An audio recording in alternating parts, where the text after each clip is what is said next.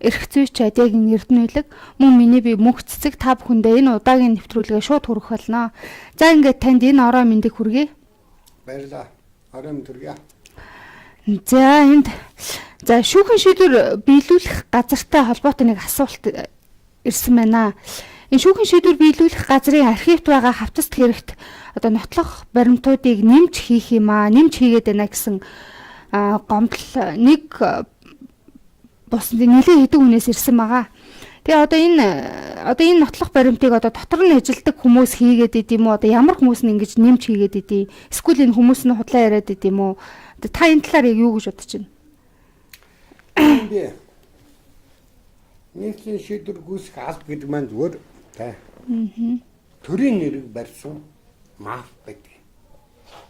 Тэр төрийн нэрийг барьсан маф бол өөрийгөө хамгаалах нь юу ч юм.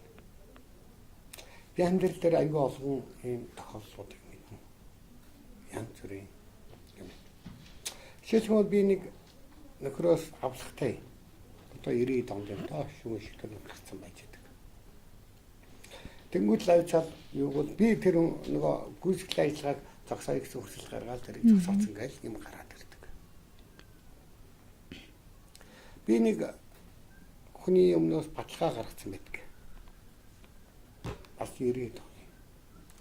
Тэгсэн чинь сони юм гарсан шүү дээ. За яг би төлөвлөж юм байгаа ч юу цамаагүй. Тэгээ надаас ирээд бах юм хураагаад авчээ. Шийдвэр. Тэгээ нэг хурааж авсан юмнууд нь жагсаалт над байж идэг. Тэгээ жагсаалтын дагуу одоо ийм юмнууд ингээд юм байна. Энэ маань яг энэ ийм үнэтэй, яг ийм ингээд ийм байна гэдгсэн чинь нөгөө газарт нөгөө юм байхгүй болчихсон. Тэгэхээр би ийм үнэтэй ингээд байхгүй болчлоо гэдэг нь тэрийг өөртөө дараад нь намайг гомд гаргахгүй. Нэг одоо хэдийн төгрөгөөр юм хүмүүлээд өөр хүн авсан болох. Би хэлсэн. За яшигдаа нэг хэдхэн төгрөг юм байна би төлчих. Миний юм өгч гэсэн айдаггүй. Ингээд тэгэл орхицсон. Тэгээ орхигдоод ингээд явцсан байжсэн чинь нөгөө миний юмнаас нөгөө төлбөр мөлөөр зохицуулж байх гэж бодоо явжсэн чинь наа сонгуулийн өөр нэг асуудал гараад ирсэн чинь тав төлөх ёстой би төлчлээ. Тэгээ миний энэ яасан одоо урттай байхгүй. Тэгтэл саяхан нэг хүний асуудал байж байна. 2-3 үед дамжиж орж ирсэн нэг дэн заврын бүр том гэдэг. Тэгэн жалгахц. Хураагаад авсан гэрээсэн. Шийдвэр биелүүлэх юм. Тэгээ тэр маань юу гэдэгтээ нөгөө хүмүүсийн нөгөө хэлдэг. Нөгөө цагаан одоо юу гэж хэлдэг вэ? Нөгөө хөрг гэдэг. Одоо тийм үнтэй. Одоо тэр бүр нөгөө тэнцвэр өндөрлөөр хийсэн хөргөнөөр хэдэн цаг сайд болдог юм. Их үнтэй идэх тий. Үнтэй. Тэгээд тэрг одоо хөргөл болгосон байж үү. Тэгээд нөгөө хүнээс одоо тэр тэнцвэр өндгийг хурааж авчаад зараачгүй худалдаач болох. Тэгсэн чинь нөгөө хүнийг сург алгуулах болсон болохоор нөгөө одоо энэ төлбөрт нь хааз юм байхтай гэсэн чинь одоо ингээд төлбөрөөс нэг төгрөг хасаагүйгээр нэхэд байгаа байхгүй юу. Тэр энэ бол юу ч биш. Наадхаас чинь. Гэтэ хамгийн сони юм би. Нийслэлийн шийдвэр гүйцэх албанд тийм үү? Ловирт холбогдсон улсууд дандаа даргуулдаг. Тэр ямар улсууд ловирт холбогддог юм бэ гэж.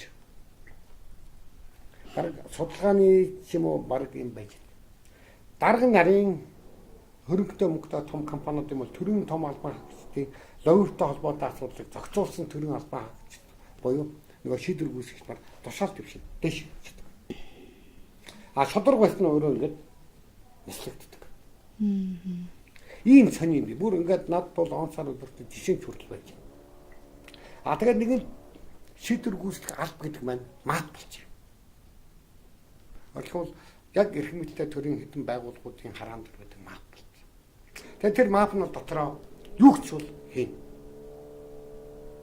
Шилхэн бол одоо ингээд нэг хүн байдаг юм да. Ингээд шийдвэр гарчихжээ. Шийдвэрээс гардаж аваагүй. Тэгээ манай хүн байжсэн чинь манай хоног гинт ингээд цагдаа нар барай холчдөг. Тэгээ манай хэлцээр хоригчаа гарч ирээд ингээд юу болсон чинь өөрийнх нь үйлчлэл хөрөнгө мөрөнгөийг нь авчаад шийдвэр үүслэх аваа. Өөрхөн тодлоо. Шийдвэр гүйцэтгэгч ингээд нөгөө төлбөр төлөгчд мэдэгдэх ёстой шүү дээ. Тэр юу ч байхгүй. Тэр хүн шийдвэр гүйцэтгэх ажиллагаа явагдаагүй явагдсан эсхийгч мэдээгүй. Өөрөө ч мэдээгүй. 70 хүний өмч хөрөнгийг авчаад ингээд устгацсан байж байгаа. Тэгтэл тэрнтэй холбоотой гомдол гаргаад ирэнгүүт ингээд явдаг. Юуг үл энэ хуулийн дагуу болсон байна. Тэгэд ингэж байгаа тэр хүн шийдвэр гүйцэтгэх ажиллагаа явагдаа дуусаад одоо юу яадгийг тэр хүн чоронд байгаа шүү дээ. Шоронгоос гарч ирэл мэдчих. Тэгсэн чинь шүүх нь яасан гэж инээдэмтэй шүү дээ. Одоо мөнгө цолын шийс ажилтай. Энэ нөгөө одоо хуучин скватрын шүүгч байсан шүүгч мөнгө. Юу гэсэн гэж? Та шоронд байсан чинь хамаагүй. Та шоронд байж болно. Гэхдээ шийдвэр гүйцэтгэх ажиллагаа явагдсан өдрөөс нь хойш 7 хоног дотор гомдол гарах хэрэгтэй. Хугацаа хэтрүүлсэн байна гэж шийдэж байгаа. Тийм үгүй. Монгол тийм гажиг хууль байхгүй. Шүүгч нар ингэж хууль төрчих юм. Хамгийн хачирхалтай нь тэр хүн шоронд байна. Таны шоронд байсан ч хамаахгүй. Та тэрийг мэдсэн мэдээгүй хамаахгүй. Та гарсан өдрөөс нь 7 хоног дотор гомдол гарах хэрэгтэй байна. Тэгээ хугацаа хэтрүүлсэн ингээд юу гэдэг. Тэгтэл эргүүлээд шийдвэргүүлэх ерөнхий газрын Батуулд гэдэг нэг тэд дарга байсан байна. Тэр нь юу гэсэн гэж бүр нийлэмт юмнууд бас байдаг байхгүй. Та хугацаа хэтрүүлсэн учраас бүх юм чинь будаал гэж байна. Юурээс эцээдтэй юу гэвэл шударгаар явж байгаа иргэнийг хамгаалах хууль нь өгдөг. Шүүх нь өгдөг. Шүүх маань юу гэхээр өнөөдөр эрх мэдэлтэй гэсэн хүмүүсийн хараанд орсон. За шүүх бол хараат. Өнөөдөр шүүх. Тэгэд шүүхийг хараат байдлаас гарах гад шүүхийн ерхий зөвлөлөөс нөгөө нөлөөлөл нөлөөлөл гаргасан. Гэтэл инээдэмтэй юм байна. Шүүгчийн гар утас байна. Тэ? Энэ дотор хичнээн хүний одоо уцаар ярьсан юм орж ирсэн байна. Өдөрт нэг төрлийн албаа гэж үздэг. Байлбал. Чагнах төхөөрөмж тавих хэрэгтэй юм шиг. Одоо энэ Mobicom чинь одоо Mobicom-ийн дугаартай хүмүүсийг тагнаад байна л гэдэг та тий. Тэгэхээр ер нь тагнах бүрэн боломжтой юм шиг шүүгч нарыг. Mobicom бол тэр аюултай нэг юм би. Америкийн одоо чагнадаг ийм төхөөрөмж суулгасан гэсэн мэдээлэл байдаг.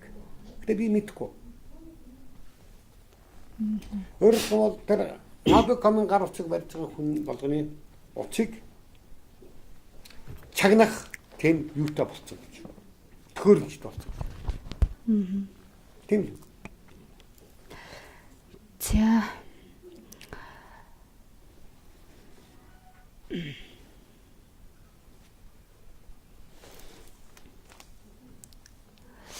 За энд нэг асуулт ирсэн байна. Манай хүү эхнэрээсээ салсан шүүхийн шийдвэрээр зээлтэй байрыг бэр ач хоёрт үлдээгээд хүүхдийн тэтгэлэг төлөх байрны үнийн 3.1 үлдэгдэл төлбөрийн 3.1 гэсэн шийдвэр гарсан. Шийдвэр гараад 3 жил боллоо. Байраа өгөхдөө сүүлийн 3 жилийн банкнд төлсөн мөнгийг яах вэ? Одоо нэхэх ёстой юу? Нэхэх үү гэсэн байна. Нэг ийм зөрчил явагддаг. Гэр бүлийн маргаан өнөөдөр одоо над дээр ирж байгаа 3 хүний нэг ч юм уу 2 хүний нэг гэр бүлийн маргаан тоосод ирж байна. Тэр гэр бүлийн маргаан гэж юу юм? Ер нь энэ хүмүүсийн хооронд ингээд холбоод гагнцсан биш. Хүний хүчил зориг одоо босод ганц бүрийн байдал таар тохирохгүй байж болно ямар гагнцсан юм биш. Салж болно. Хүүхдээ. Хүүхдийг ээж нь авах уу, эцэг нь авах уу. За ингээд энэ хооронд тэр 2 жил ч ба 3 жил ч ба 10 жил ч ба 20 жил 50 жил ч ба дунд одоо гэр бүлийн хамтын амьдрал бий болсноос хойш дунд бол хөрөнгө үүсдэг. Хөрөнгөг яадгийн. Иргэний хуулийн 126, 127, 128, 129 гэдэг иргэний хуулиар хуулийн зүйл заалтаар гэр бүлийн гишүүд бүр хуваадаг. Ерөөс хуваарлт хийдэг.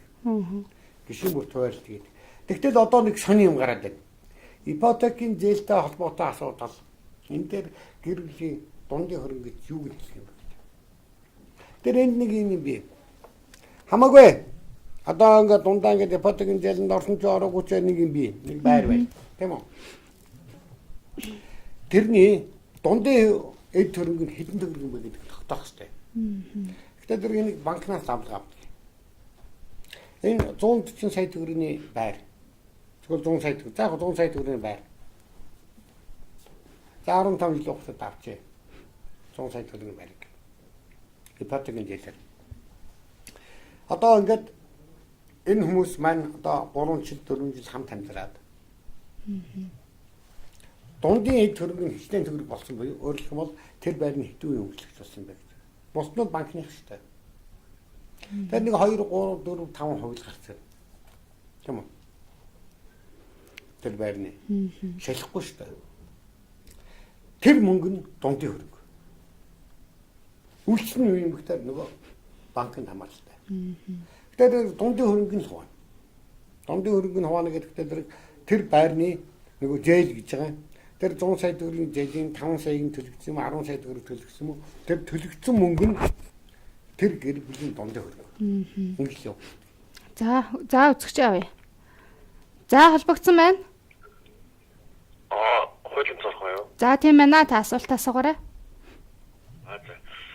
Энэ авъя үг хэлэх гэсэн юм аа. За. Амлаа хэлэх гэсэн. Манай монголчууд тэгээд нэг хэвэн зүтгэсэн юм шиг юм баригдмал эсвэл нэг туушлагдах асуудал юм аа.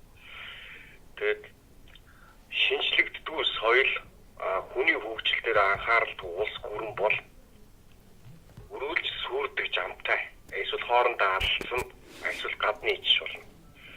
Тийм болохоор ингээд хүмүүсийнхээ боловсрал, соён гэгэрэл дээр жоо анхааралтай санагдаад байна. Одоо энэ хөдөөнийхэн андаа юм гоцилгуна лайгус юм гэдэг бодох. Малч гэж ямар мэрэгчлээс юм бэ? Ядаж малаа өвдсөн байхад тэр өвчний эдгэч гэм ангаах ухааны шинжлэх ухааны мэдлэгтэй байх хэрэгтэй шүү дээ. Нэг хэдэн мал хэрэл малтайгаа энэ шиг бөөн бэлэгдэл болсон хээх болсон малнаас ялгаагүй мал шиг юм яваад идэг.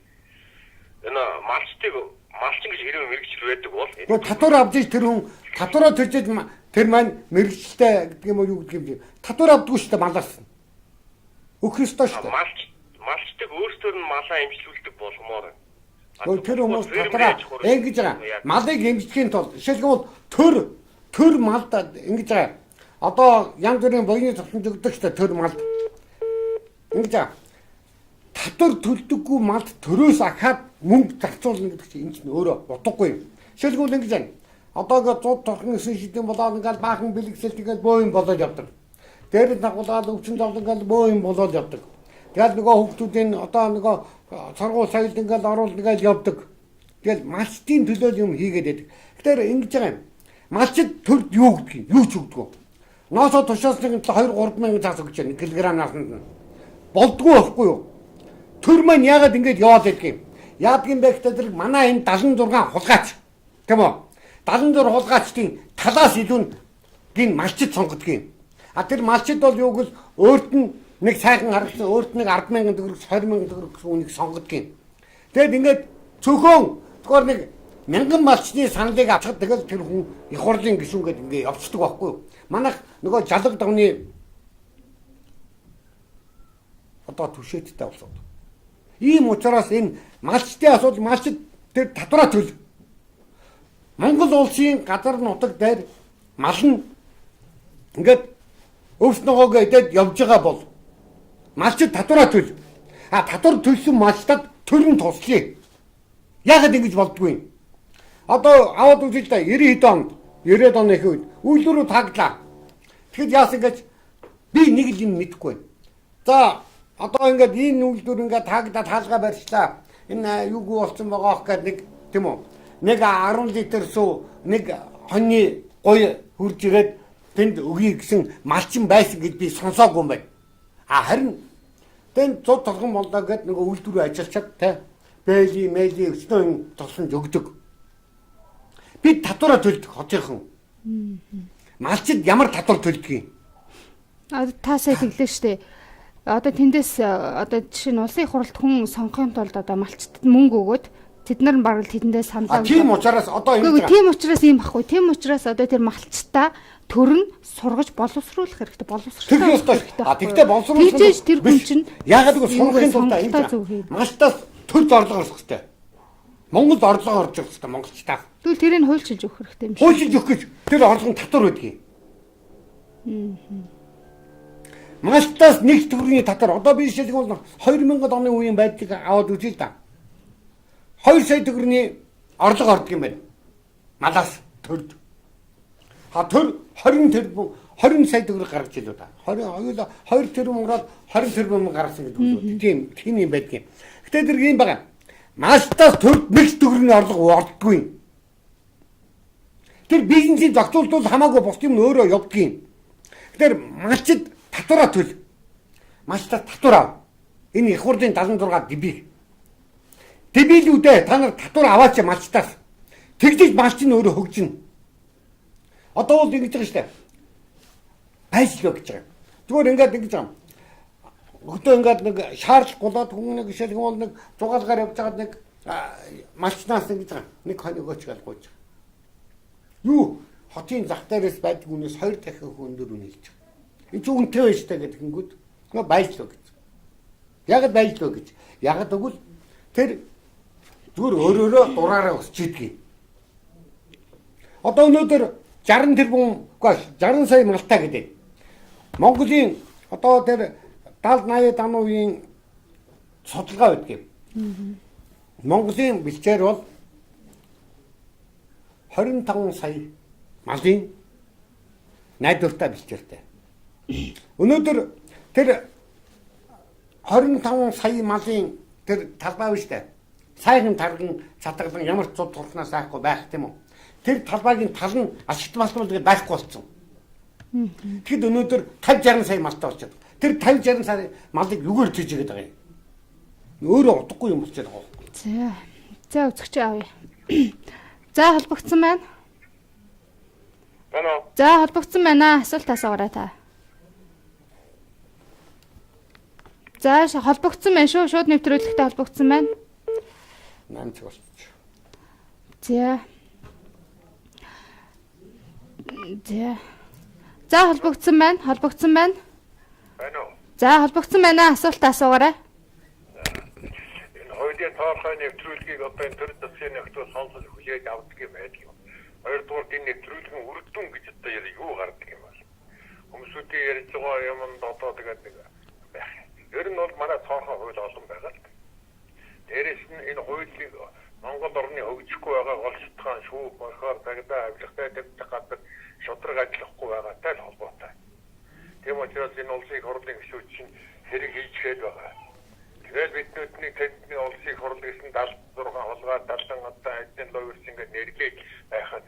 Одоо тэгэд нэрлээд байх юм бол энэ эрхчүүлчид хуульчид одоо энэ хуулийн сургуульд өссөн 400 олон одоо залуучууд ахмадууд бүгдээрээ тэр хуульцоо ямантай бүгдээрээ тэр авилгатай багтраачаад энэ үгүй яриад багсаа та нар яач гэдэг юм бэ? Яагаад тэгэхээр энэ баярлаа. Хэрэгдэг юм хүн байна уу?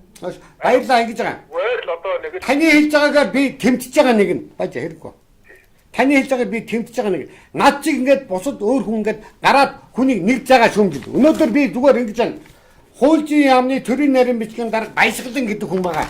Тэрний энэ бичгээр баясгалан чинь ямар нохоонголгүй гэдгийг би хэлгээд яв. Өнөөдөр би материал бэлдсэн сууж байна. Тэр хүмүүсийг та нар хэлж байгаа. Тэгвэл ингээд шүүгч нар тим гэдэг. Шүүгч нар тим биш. Нэр заа. Цагдаа нар тим гэдэг нэр заа. Ингэж хүмүүжих ёстой. Би зүгээр энийг л хэлдэг.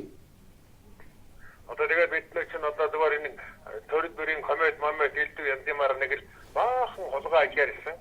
Мэдээлэл өгч байгаа нэг л хулгай л яриад. Тийм үнэн. Одоо тэр эрдэнэтийн 51-ийн дөчи ёслог нь хулгай. Тэр аюу толгойн гэрээ 5 толгойн гэрээ хулгай. Хөөс аюу толгой чи нөгөө хиний хөөс та байж. Аюун толгой чи баг бандын хулгай. Би зүгээр шууд хэлье. Аюу толгой баг бандын хулгай. За зөв өөр ахаад цаашаа хэлдэ. Би нэр заагаад хэлээд бас чадна. 17 чингэлэг хилээр орж ирээл ус болоод хувирагчдаг тийм хувилгаан төрсөн байна Монгол. Мэднэ. Цагдаагийн одоо хувилгаан. Одоо тийм одоо хэрэг нь гэх мэтлэн над нэг 60 хэрэг байна. Яа сайн байна. Тэтгэл сардан төлсөн. Одоо энийг та нар яах гэж байгаа ш. Та зоригч гэсэн ярил та. Бас. За тэгээ одоо та 60 тэрбум хэрэг гээд байна л. За. Хэрэг мөн яахчгүй. За. Баярлалаа. Өгчихгүй шүү. Шийдэггүй болохоор энэ урд ажлын урд хөршөө хар. Махны машин ажиллаад энэ улс хөгжиж байна. Одоо наадахс ингэж хэрэглээд зэрэг махны машины ажилуулахлаагаад өдрийн сонины 3 дугаар нүрийг эдгэнэгэн төрсөн. Тэр баабар тэр центокс юм ночлоо хүн алах гэж байна. Одоо алах ялла сэргийх гэж байна. Зөвшөлмөж болж штэ манай. За манай нэвтрүүлэг төмний үгийг төрдөн гэсэн нэвтрүүлэг биш аа шүү. Та бүхэн хэлэх гэсэн юм аа одоо улс төр гомдлоо төмний үгийг төрдөн нэвтрүүлгээр холбогдож хэлээрэ. Манай нэвтрүүлэг тулгамдсан хууль шүүхийн байгууллагатай тулгамдсан асуудалд нь хариу өгдөг, зөвлөгөө өгдөг нэвтрүүлэг байгаа. За ингээд та сая ярьлаа л да зоргийн хэрэг гэж ярьлаа. Тэгвэл энэ зоргийн хэргийн талаар та яг юу гэж боддог вэ? Одоо энэ нэг тий 2-3 хүн хэлмэгдлээл гин одоо энэ хүмүүсийг одоо энэ хүмүүс нь үннээ хүлээсэн гэх шиг те.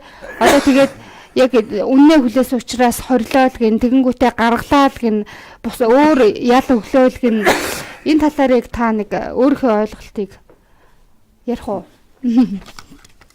За. Зоргийн хэрэг гэдэг бол яг тэ. Зоргийн хэрэг дээр нэг ингэж байгаа юм. Одоо хоцсон нэг хэдэн төрийн албан хаагч байсан улсууд байдгийг. Жишээлбэл одоо ингээд зоргийн хэргийн дараа ингээд сонгуул болдгийн сонгуул үеэр одоо 3-4 дугаар хоороолын ингээд мөрөн гэдэг амтан одоо гихч итгэхэд гэдэг юм уу. Одоо нэр дэвшээд явж байсан. Тэгээд би тэргээр бас л нөгөө бусдын сонгуул ажиллаж байсан мөрөнгийн сонгуулийн сурталчилгааны юм дээр би ингээд суугаад сонсож байгаа юм. Тэгсэн чинь мөрөн юу гэж нэгэж би их хурлын гишүүн болчих юм бол бараг л ерөөсөө бараг сарын дотор зоргийн хэрэг илрүүлэх ухааны юм ярьж байсан. Энэ бол 2000 оны үйл явдал. Тэр нэг 100 болж яваа. Тэгээд ингээд мөрөн ингээд яриад явжсэн. Тэгээд хүмүүс яасан юм гэвэл зоргийн хэргийг одоо илрүүлэх гээд мөрөн хурлын гишүүн болголоо. Одоо тэр зоргийн дүү вэ? Одоо тэр нөгөө юуны байгаль орчны сайд байж байгаа сайд нэртэйгээр бахан одоо тэр зайсан газар мадрын бага асуудалтай холбогдол бас л нөгөө авилгалыг нууц авилгал хийдэг нэг авгаа байгаа. Нөгөө ямар намч гэлээ нэг намын одоо дараг тийм үү? Нөгөө зоргийн дүү. Тэгэл тэр чил одоо зөвхөн л одоо тэр үг бол би ахыгаа хэргийг илрүүлнэ ахыгаа ингэн гээл яриад олон улсын одоо юунд ингэж гээл мултраад байсан. Яасан? Зүгээр нэг хэдэн удаагийн сонгуулаар л тэр хүн гишүүн болсон. Зүгээр ингээд энэгээр чинь хүмүүс хоол олж идэх байгаа байхгүй юу? За та тэгэхээр яг юу гэж бодож байна? Хоол олж идэхин тулд энэ хэрэг илэрдэг. Би зүгээр инээдэмтэй юм хэлье. Яг зоргийн хэрэг дээр. За нэг гэр бүлийн 2 хүн явж ижээ. Тэр хотод байдаг гэр. Дархан явж ирсэн байгаа. Одоо эхнэрийн даваа нөхөр нь далах ч үгээд 2.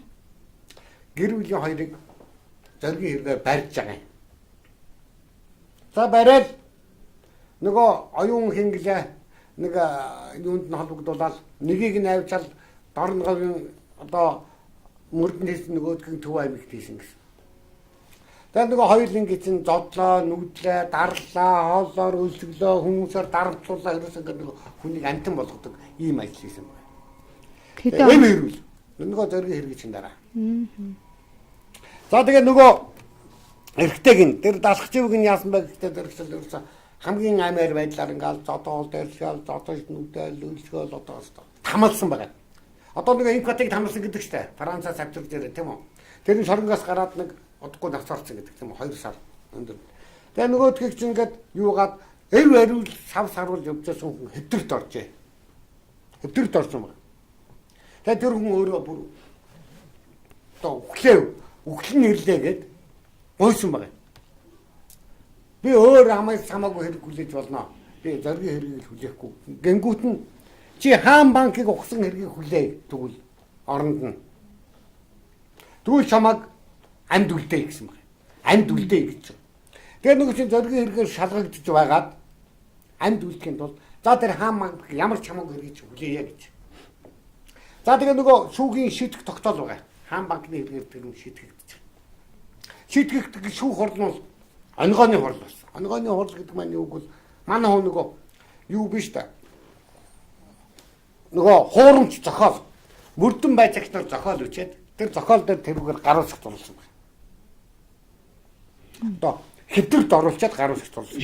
Тэгээ шүүх хурал болдгоо. Шүүх хурал дээр нөгөө шинжилсэн хэлцүүлэг өгдөө шүү дээ. Мөрдөн байцаагч. Тэгтэл шинжилсэн дээр байцаагчтай асуулт өгөхдөр нөгөө хүн чинь нөгөө хэвдэрт орчоод гаруусах дурсан юм а юу гэж мэддэггүй нөгөө далахч бол мартцсан. Хүн зодвол дүзэл дарлуусаар гоод нөгөө юу гэж юун дээр гаруусах дурсан гэдгийг ерөөсөө мэддэггүй. Огт мэдгүй шүү дээ. Тарих толгойн хүртэл асуудалтай болсон. Тэгээ шүүх хурал дээр хэлж байгаа үг нь тэгж байгаа. Би тэр урд нь мэдүүлсэн юм аа би шийтгүүлье гэдэг. Би шорондоо хурд явъя гэд ойлгосноо. Шүүх хурал дээр нэгч мэдүүлэг аваагүй тэрнээс. Мэдхгүй юм чинь тэр мартцсан бүр. Ерөөсөө юу мэдүүлсэн бэ? Юун дээр гаргасан бэ? Мэдхгүй байхгүй. Өглөөд хэвдэрт орсон. Тэнгүүд нь шүүх яасан гэж ичмээр. Монголын шүүх ичмээр юм хийсэн. Яасан байггүй хам банкны хөдөөний бүх салбаруудыг энэ хүн ухаж дээрэм хийж хулгай хийжээ гэд шитгэж байгаа. Тэгтэл хам банкны нөгөө юунуудыг салбаруудыг хам банк гэдэг чинь сонин салбар байдаг юм да. Тэрний бүх сэпийг энэ хүн онгойлгох шаардлагатай. Юугээр онгойлгох гэсэн нэг атвардаг байдаг гин. Нөгөө бордог төмөр байдаг гин. Тэгээд тэр би нөгөө шүүхийн шийдэх тогтоолыг уншиж байхад ингэж байгаа. Ингээл эхнэртэй хамт машинаар ингээл хөдөө явж иж гин. Тэрнийг сойрын газар таарлаж гинэ. Бүр шийдэх тогтоол дэр байсан юм шүү. Тэнгүүл тэгж яах гин. Энд нэг сум байх шиг байна. Ямар сум юм бол мэдэхгүй гэж хэлсэн юм. Хэрвээ сум байгаа юм бол энд хаан банк байж л таарай гэж. Хаан банк байгуул дээр хаан банкыг бид ухнаал гэж. Тэгээд нэг авгага сумаас нэг жоохон зайт авгаагүй тэгээд машинаас нэг юу аваад ямар судалгаа байхгүй заяа. Нэг одоо атварт аваад нэг төмөр аваад тэгээд явган асгаж очиад тэгээд нөгөө хаан банк нь одоо ямар ч одоо юутэй байдгийг. Тэнгүүт нь шууд гадна талд одоо ингээд өндөр байна гэдэг. Тэр шиг намхан гэдэг юм. Өндөр ингээд гадна төмөр тортой гэж. Торыг нь шууд татаж аваад тонхоор нь ороод тэнгүүт нь мөнгөний сайп байна гэж. Мөнгөний сайп байна гингүүт нь мөнгөний сайпыг нь мөрлж унгаагаад нөгөө одоо жижигхэн төмөр шүү дээ төмөр. Бардаг төмөр гэдэг лээ. Тэм төмөр атер нөгөө сайпыг нь онгоолгочдөг. Тэгэл дээр дотор нэг 2-3 мянган цаас 2-3 сая төгрөг байсан. Тэрийг авчдаг гинэ. За тэгэл аваад гараа явчихдаг. Хинч тэрэнд нь саад бол. За тэгэл ахаал цаашаа машинтайгаа авгаадаг явж байд. Ахаал нэг суурин газар таардаг гинэ. Хаанхын ямар аймаг сумд очиж байгаа бүү мэдэрээс хамаагүй. Энд бас л хаан банк байтараа гэж очиад ухсдаг. Тийм үлгэрийн зохиол заяа. Мөрдөн байцаагч нар тийм үү? Зохиолч биш. Жохон дебилүүдүүд гин. Та тэр тогтоолыг уншсан. Уншиж тогтоол дээр байсан юм гэж байгаа байхгүй. Тэгээд тэр хүнийг ингээд заах ингээд шийтгэжтэй. За тэгээ шийтгэхэд яасан гэж тэр хүнийг нөгөө нашлгын дээр шүүх хуралдаар нашлгаар авчаар шийтгэжлээ шүү дээ тэр хүнийг. Тэгээ манай нөгөө нашлгаар ингээд яваад нөгөө шоронд ажил хийхгүй шүү тэр хүн. Шорогийн нэмдгээр дамжаал хэвдээд чинь нөгөө улсууд нь айсан байна. Энэ муу хулгайч аягүйс бол шоронд нас бол гай болж мэдэн шүү гээд шууд эмнэлэг мангалангаар орлоод гаргаж заяа. Тэгэд шорогийн хаалгаар хоёр хөл дээр орсон байна. Нөгөө зоригийн хэрэгээр баригдаж ороод хаан банкны хэрэгээр ялагдаад тэгэд нашлгаар шоронгоос гараад заяа. Гэртээ гараад 12 хоноод нас орсон. Гэртээ гараад 12 хоноод нас орсон хүнийг шоронд нас орсон гэж үзэх үү? Гэртээ нас орсон хөө. Гэртээ нас орсон л гэж үзсэн шүү дээ. Шалтгаан юу юм? Чи одоо байгаа газраар нь тэнд нь өнгөрсөн л гэж үзсэн. Тэгвэл нөгөө инквати хэргийг аваад үзье л да. Бас л нөгөө зоригийн хэрэгээр яасан. Тэр шиг гэртээ гараад асар хүчтэй эм тарай байраа бусдын мөлөөр 2 сар болоод нас орсон гэдэг үг яадаг лээ. Тэр чи одоо нас орох суурийн одоо тэр шоронд хийсэн шүү. За энэ бол юу ч биш заяа. Энэ бол юу ч биш. Тэр нөгөө ингэж байгаа. Банкуудын нөгөө юу яац учраас. Ухцууч бол. Тэгсэн чинь авгыг нь юу гэж буруутгах юм гэхээр ингэж байгаа. Хөө энэ хулгай мөнгийг мэдсээр байгаад хувааж ийцгээд аваа гэж итгэж байгаа. За тэгээд дараагийн бүр инээдэмтэй. нөө төлбөр гардаг юм байна. Аваагүй мөнгөний төлбөр гардаг юм. Тэнгүүт нь байрыг нь дэрэндээ тавьчих. Байрыг нь зах зээлийн үнээс 2 3 дахин үнээр баг үнээр хам банкны нэг хулгайч гэдэг юм уу? Тэ мэрэгчтэн одоо юу гэдгийг тэр байрыг нь авчуул яах вэ? Доод худлаа гэрвэн шүү дээ. Шууд дэрэндээ. Та нэг өөрөө бичсэн зохиолыг л яриад байгаа юм шиг санагдаад тань надад. Үгүй зохиол биш.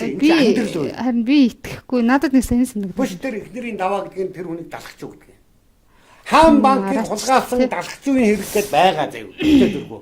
Шийдэх тогтоолыг нь уншаарай. Яг үнэхээр та нар энэ бол ч аим шиг юм би. Та нар дараад нэрөө сонирхол би шийдэх тогтоол навчир дээрээ ингээд бүр та нарт уншиж өгвөл ч инээ төрмөр юм байна шүү дээ. Энэгээр заргийн хэрэг үргэлжлэв. За, үзэгч аавь. Үзэгчд маань маш ихээр холбогдоод байна. За, холбогдсон байна. За та телевизийнхээ дуунаас дууг нэлээд багасгаж байгаа зөвхөн утсаараа яриарай. Утсаа чагнаад. За одоо. За наадхнаас чи нэг юм лавлчихъя. За. Одоо 2 жилийн үрд нэг хөнөмнэг хэрэг гарсан юм аа. За. Усаамгээс ярьж. За. Усаамгийн дөрвөн сүмд санаатаагаар одоо хүн алсан. За. Нэг залуу гутглаад байж алсан байхгүй юу?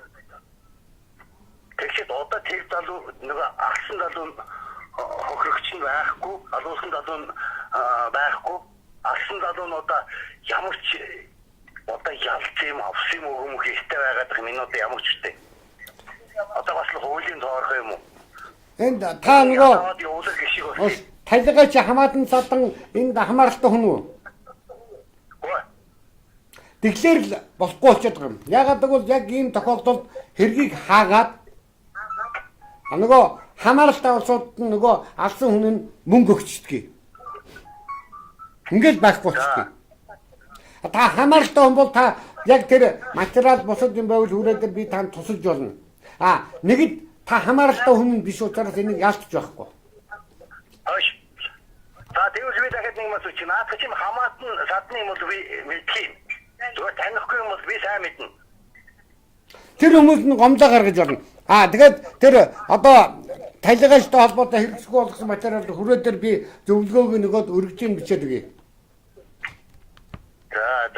За. Энэ энэ дээр ингэж талигааштай холбоотой асуудал гэж байна. Зүгээр их сонин жишээ би хэлье. Сэлэнгэ аймагт одоо ингээд нэг хүн одоо өглөө үрээр дүүжлээд насварсан байна гэсэн асуудал болж ирээд нөгөө тэгч одоо хэлийн мэлийнх нь ингээд очиад ингээд нөгөө дүүжлэх зүүнийг модноос нь буулгаад ингээд одоо задлан босод юмар ороод тэгээд тэндээс ямар дүгнэлт гарсан бэ гэхдээ тэр энэ хүн амиа хорлцсон байна гэдэг. Дүүжиж амиа хорлцсон байна гэдэг. За ингээд явсан нөгөө хүмүүс нь янз бүрийн ар гэр гомдлоо гэжсэн би тэгээд материалд нүзэгсэн би материалыг үллээ. Шүүх хэмжээний дүгнэлт босд юм. Тэгсэн чинь хогийн юм байдгийн. Тэр нь юу гэхээр тэр насвар зүүн хүнд одоо хүүрийн толб гэж юм байдгийн. Тэр нь юуг бол ингээд нөгөө суцаар гүйжсэн цус чинь одоо зүрх зогсдоор зогсдгийг. Зогсоод нөгөө хүний биед байж байгаас нөгөө юу чинь цус чинь хүндийн хүчний үйлчлэлээр хамгийн доод бие рүү шилжээд тэнд нь нөжрөлт үүсдэг. Тэр нөжрөлтийг хүүрийн толб гэж нэрлэдэг. Хүүрийн толб гэдэг маань шилгүүл хэвтэй байдлаар хүн нас ороод нэг 20-30 минут болсон бол нөгөө нуруунд дээр хүүрийн толб нүснэ. Дүүлчлээр нас орчих юм бол нөгөө хөлийн уулгын хөл рүү хүүрийн толб нүснэ. Тэгсэн чинь нөгөө шилгэнгийнхний нөгөө амиа хорлоо гэдсэн хүний хүүрийн толб нь хаана байсан гэж нуруунд дээр нээсэн. Өөр хүнийг алчаад тэгээд байж байгаад энийг амиа хорлсон болгоод дүүжлэл болгоод хайж байгаа. Нөгөө хүүрийн толб нь арилдгүй. Ийм юмнууд зөндөө би. Шилгүүл нөгөө 3 давхраас ингээд доошоо утсаар бууж байгаа ингээд 3 давхраас доошоо уяагаар бууж байгаа уяан засраад насварцсан л гээл тэгдэг. Тэнгүүт нь гэмтэл хаана байсан толгой тарих бүх юм дэвж яадаг. Хөөе болдоо ингэж хийсэн хүн яг тараа толгой тарихээр 3 давхраас доошоо 2 давхар 2 давхрын хооронд муур шиг юм бүр эргэлтэй юм биш. Тэгтээ тэр ийм өрх юмнууд зөндөө юм би. Жишээлбэл 5 давхраас хүн амиа хорлоод одоо нисцэн л гээд байгаа юм. Тэнгүүт нөгөө зогсдоор нүрдлийг хийсэн чинь доотлынхны хэсэг нь биш, дээдлынхны хэсэг нь гэмтэл мэмтэл системтэй байвал яг уу. Иймэрхүү юмнууд бол Монголд бол замбраагүй. Ягаад гэвэл Монголд ингэж байгаа. Нөгөө прокурорууд нь ичид зовхоо угаад авилга авдаг болсон. Авилгачин прокуроруудтай. А дээрэс нь авилгачин нөгөө мөрдөн байцаагч нартай. Тийм учраас эцсийн нүндээ ийм байдал үүсээд өөрөлдөх нь эдгээр авилга авч байгаа бол төр хүчгүйдэж байна гэсэн. Хэргийг шударгаар шийдвэрлэж чадахгүй төр хүчгүй байна. За үзэгч авъя. Ард түмнийг цоо. За үзэгч авъя. За холбогдсон байна. За холбогдсон байна шүү. Шууд нэвтрүүлэгтэй холбогдсон байна. Асуултаа асуугаарай. За холбогдсон байна. Та асуултаа асуугаарай. Тэгнь турж өгөх гээд байна. Малчнаас татвар авахгүйгээр яаж болох юм? Монгол хэрвээ мал аж ахуйн орон юм бол үндэсний Монголын тэм орлогын за мэдээм чи татвар төлөхгүйгээр яаж амьдрах гэдэг юм? Татвар төлөх. Яг нь малчид маань татвараа төлөвлөө. Эргээд төр засаг маань малчтынхаа боловсрал одоо бүх зүйлд одоо амьдарч байгаа татвар төлөөгүй хүмүүсийн тийм үү? Тэрнийг нөгөө сургалтын төлбөрийн төлөөс анхаарал баахан улсуудыг юугаал дээрээс мөгөөдөж болохгүй ш. Төр үе. Нөгөө Чингисийн юм дээр татварын дор төлж нь өөрөө бий болж штэ. А тэгээд одоо өнөөдөр яаж вэ? Төр яасан бэ гэдэг их сони болсоо. Би ягаад би энэ хэлж яаг бол намайг ингэсэн улсын төсөв бүрдүүлэгчээр тооцоогоо гэсэн шийдвэр гарчлаа шүү дээ үндсэндээ. Намайг торгосон. Өөрөлдөх юм бол би шүүгчийг хууль зөрчсөн лавуурчийн шүүгчийн талаар би гомдол гаргасны төлөө би одоо яасан? Шийдвүүлсэн. А тэр хүчиг болох л да. Тэр би шийдвүүлсэн юу гэж үзэж яах вэ гэдэгт би шүүгчийг энэ хүн хууль зөрчлөөгөө цагдаад өгсөний төлөө намайг төр одоо чи улсын төсөв бүрдүүлэгчгээд тогтооч яа гэсэн үг. Торгуул гэдэг чинь юу гэсэн үг юм? Улсын төсөв бүрдүүлэгч гэсэн үг. Зүгээр замаар явж шít машинтаа замаар явж байгаа нэгдүгээр нэгээр орж болохгүй гэсэн хууль өнөөдөр замын хөдөлгөөний хуулийн дээр байхгүй нэгдүгээр гинэ. Нэгдүгээр нэгээр заавал автобус шít бүгд явах хэрэгтэй. Нэгдүгээр нэгэнд орж явсны төлөө та улсын төсөв бүрдүүлэгч боллоо л гэж. Тэгвэл малчид яагаад байгаа юм? Монголын газар нутгийг үн төлбөрөөр мал нь ашиглаж чад. Тэгэд ямар ч татвар төлөхгүй болоод байх юм. Тийм биш шүү дээ. Тэгээ мал нь үнэтэй. Мах нь үнэтэй. Одоо нэг шиг нөгөө үн мал махач үн хатанд гаргаж одоо яалаа. За болдоо. Хятадаас үнэтэй болсон шүү. Тэр хэдэн тэрбум үнэтэй Хятадаас Монголын малын мах үнэтэй болсон шүү. За үзэгч авъя. Татвар авах хэрэгтэй шүү. За холбогдсон байна. За та зөвхөн утсаа чагнаад яриарай. За асуу. За би өөртөө хэлчих. За. Энэ малчид гэж малчид руу ингэж орж байгаа бас яг нэг талдаа зөв өстөө. А нөгөө талдаа энэ газар уурхаа энд одоо бичил уурхаанд найггүй шүү дээ. Найггүй. Энийг хийсэн бэхтэр эхлийг нь тавьсан нөгөө өөс нэг одоо юу шиг байж тээ. Бүхэл одоо энэ малын байж малын бэлчээрийг өгөөсч малчтын бэлчээрийг байхгүй. Тэгжээ.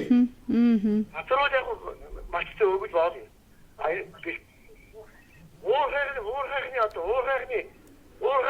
бэлчээрээ хамтрын одоо уурхайж тэднээс одоо татварыг аваад тэр одоо ойлгосон. Энд чи одоо Монгол улсад дүүр уурхайж. За ойлгосон.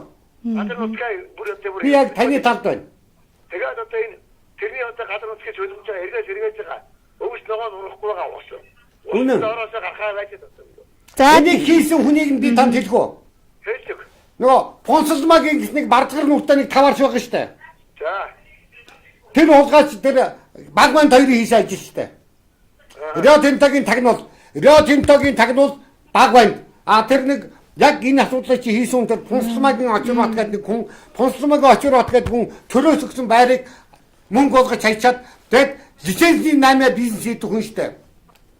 Энэ хүн өөртөө зориулж хийсэн тэр хуулиас нь болоод ийм болсон юм аа.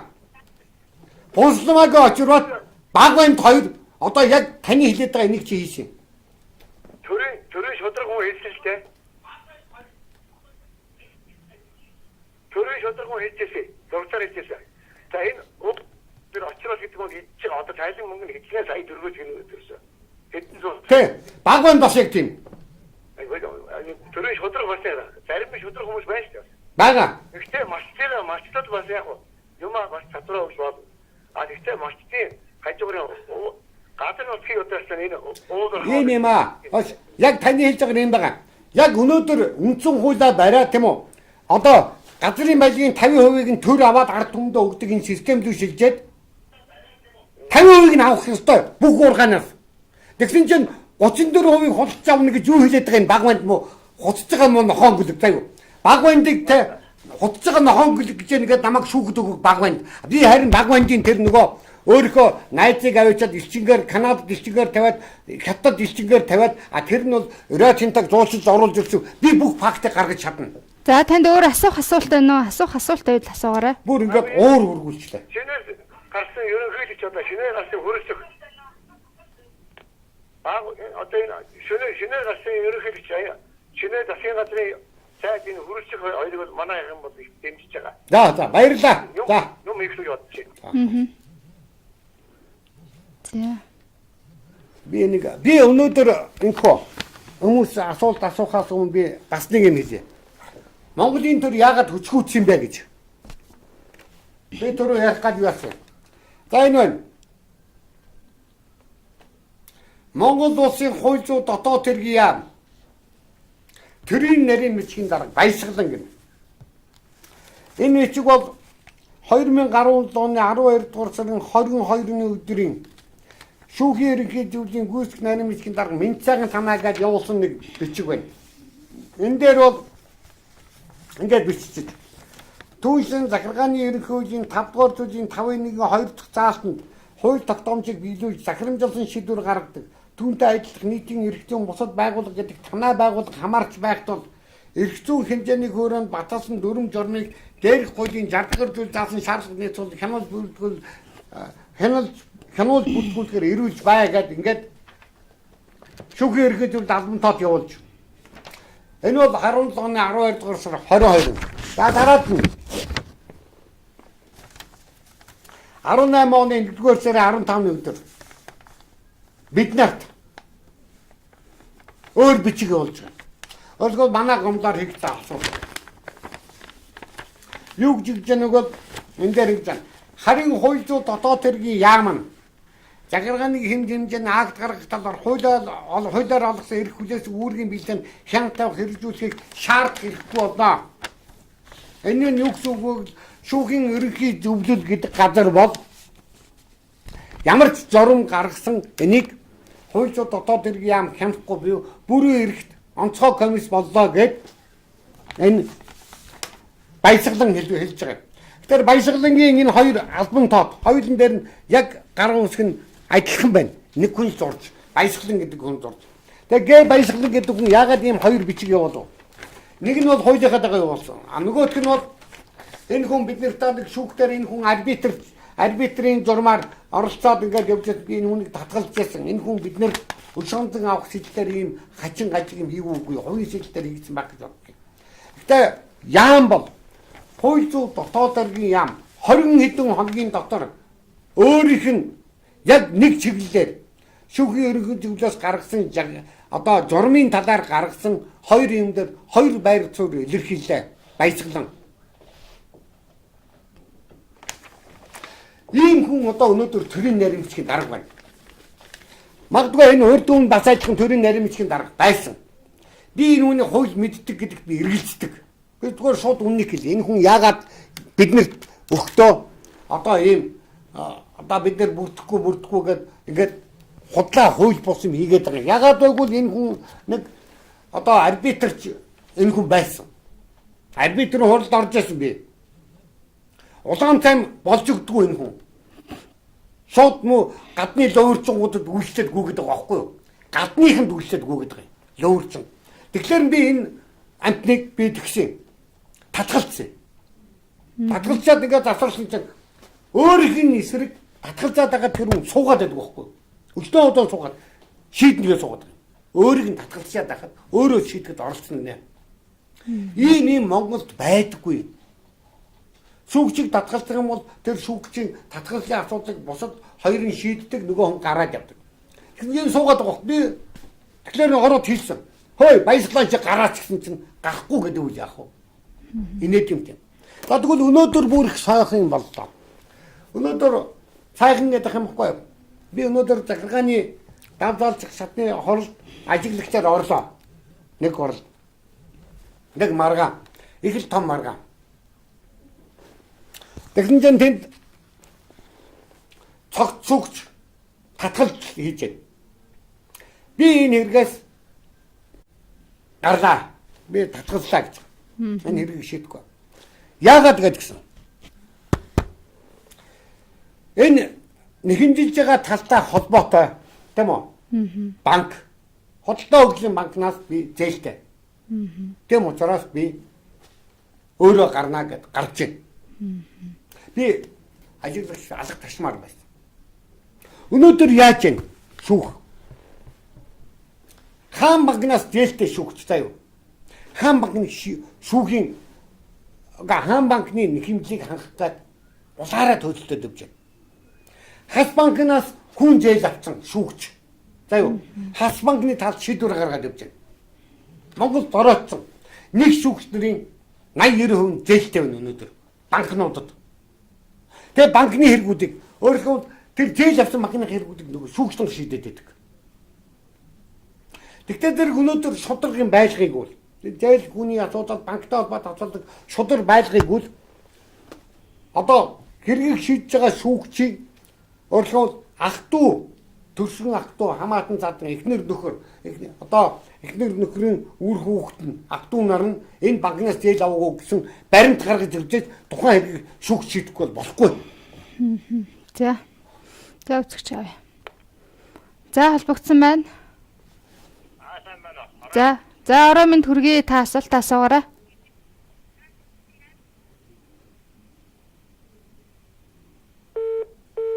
За ингээд ингэж байгаа юм. За хэдэн жилийн өмнө болсон нэг хэрэг байдгийг.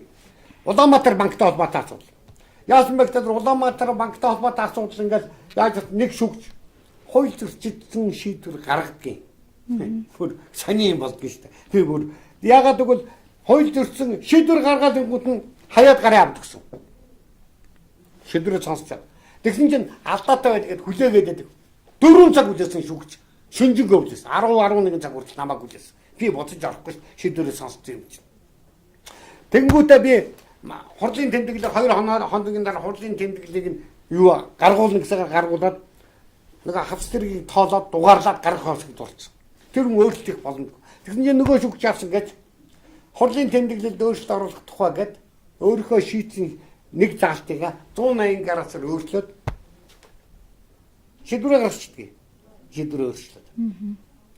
За тэгсэн чинь яг тэр өдрөөс хойш 4 хоногийн дараа болоо 5 хоногийн дараа болоо Улаанбаатар хотын банкнаас 15 сая төгрөг хөнгөлтэй зээл авчдаг. Энийг юу гэж ойлгох юм? Авлахгүй. Хууль зөрчсөн шийдвэр гаргачаад тэгэд банкнаас зээл авч. За тэгэнгүүт нөгөөдгийг чинь бид мөсгөж байгаад авчаад шалгуулсан чинь зээл авсан тогтоогдсон тэгэнгүүт нь авчаад нөгөө цагдаад өгчихгүй юу? Тэгсэн чинь охин нь очоод нөгөө прокурорын мөрдөг гэж байсан. Тэрний орлогчийнх нь ангийн чи боцоргол хамт сурч байсан охин нь өрөөлөн ороод 3-4 цаг алгасан. Бид хойноос нь асуугаад энэ орлогч дарга байна уу гэсэн чинь байхгүй гэдэг. Бид орхыг нь харсан бичлэг хийжсэн. Ийм юм хүртэл байж байгаа. Бид энэ муусаа хүмүүс мөрддөг ш таяа. За сайн мөрдөө тэгээд хэлчлээд байгаа хууль бус юм. Одоо хэцүү. За үзэгч авъя. За та холбогдсон байна. Байна уу? За шууд нэвтрүүлэгтэй холбогдсон байна шүү. Асуулт асуугаарай. Тэтгэрэн талбай нэг юм асуу. За. Та уцаараа зөвхөн яриараа уцаа чигнэж байгаад. За асуу.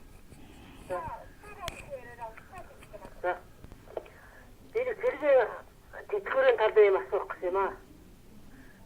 Байна уу? За сонсож байна асуу та асуугаарай.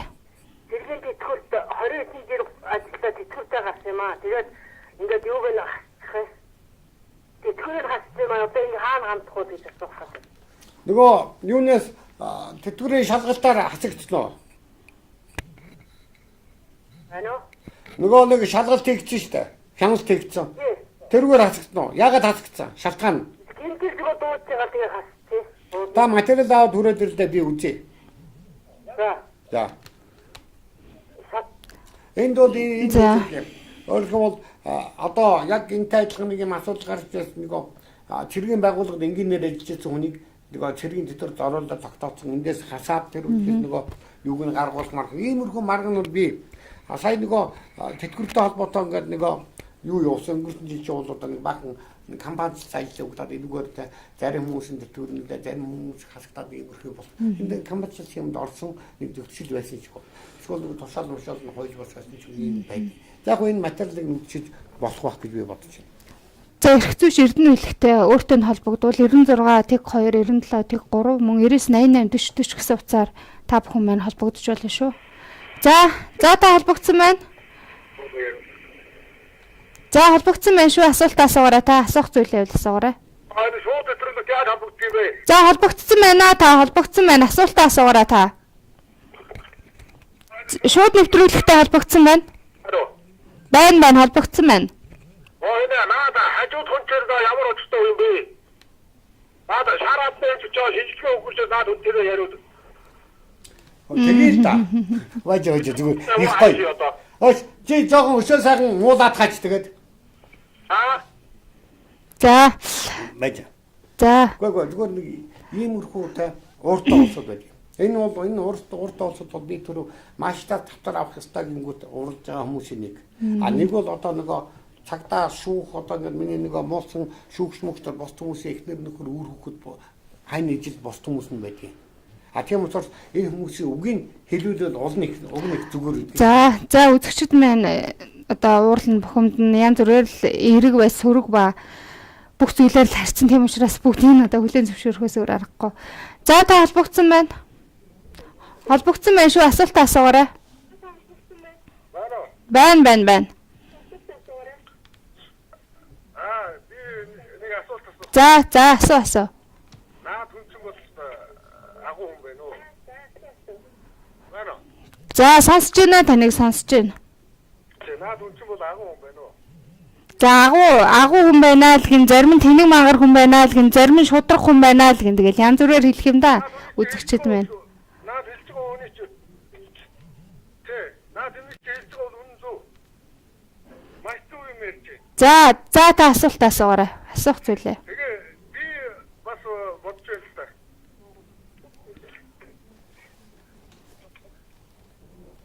Наад хүнийг одоо яриаг бол хүмүүс би хандаж юм хэлгээд энэ хүнийг л одоо асуултаа зөв юм асуугаад хэрэгтэй юм асуугаад энэ хүн бол шилж өрж байгаа үг нь бол хэрэгтэй мэдээлэл өгч чадчихна. Гэхдээ нэг юм бэ. Миний нэг том алдаа байдгийг. Өөрөлдвөл хулгайчийг тийм үү? Энэ бол хөөрхөн хулгайч гэж хэлж чаддгүй. Хулгайчийг би хулгайч гэж хэлдэг. Ловөрчнийг те энэ хөөрхөн ловөр эзэн байна гэж хэлэхгүй би энэ муу ловөрч гэж хэлдэг. Нохоон гахаагаар нэлэн дебилээр нэлдэг. Би зүгээр шууд үнийг нь хэлдэг. А энэ бол хүмүүсийн өөрөлдөх юм бол одоо төрийн албанд хашиж байгаа нөгөө хулгайчингууд, дээрэмчд, ловөрчингууд бол яалаа гэж намайг дэмжихвдээ.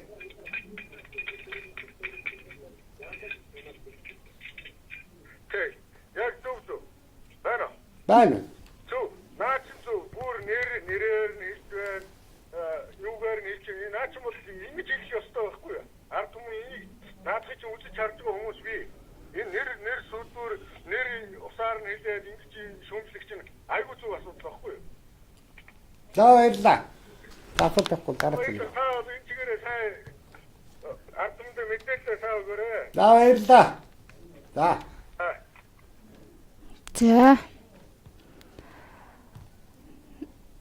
үзэгч аав. За та холбогдсон байна. Асуултаа асуугаарай. Сайн байна уу?